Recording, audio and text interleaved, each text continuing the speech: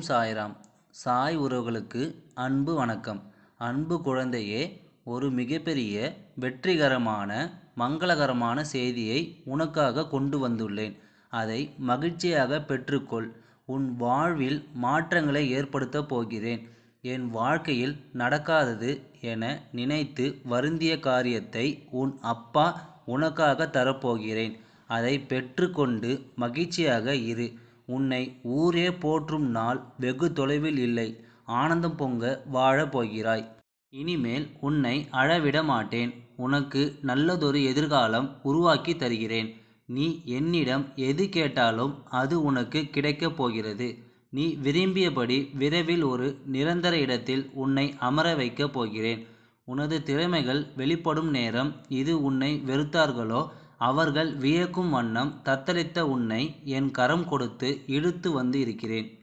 இனி உனது காலம். நீ மற்றவர்கள் உதவியை நாடியது விலகி நீ நால்வருக்கு உதவி செய்ய முன்வரும் காலம். நேரம் உதவி என்று கேட்டால் முடிந்தவரை செய்து விரும்பிய வாழ்க்கை உனக்கு கிடைக்கப் போகிறது. உனக்கு அள்ளி அள்ளி கொடுக்கப் போகிறேன். உன் எதிர்காலத்தை எனது எழுத்தாணி கொண்டு எழுதியிருக்கிறேன். இனி உனக்கு அனைத்தும் ஜெயமாகப் போகிறது. எதை பற்றியும் கவலையின்றி இரு. எனது கண்கள் அனைத்தையும் பார்த்து கொண்டிருக்கிறது. முழுமையாக என் மீது நம்பிக்கை வை. நீ தேடி சென்ற காலம் விலகி அனைத்தும் உன்னை தேடி உனது வருகைக்காக காத்திருக்கும் நேரம்.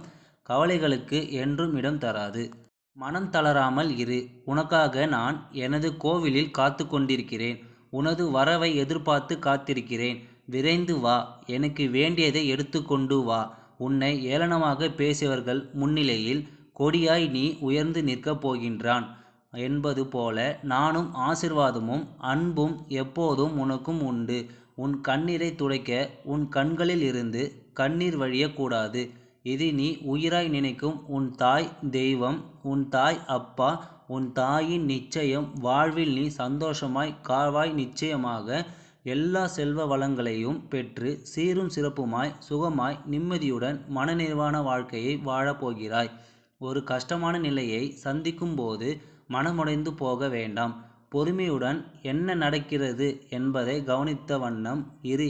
ஏனெனில் என்னுடைய குழந்தையும் பக்தர்களையும் எப்படியாவது காப்பாற்றுவதே என்னுடைய கடமையாகும்.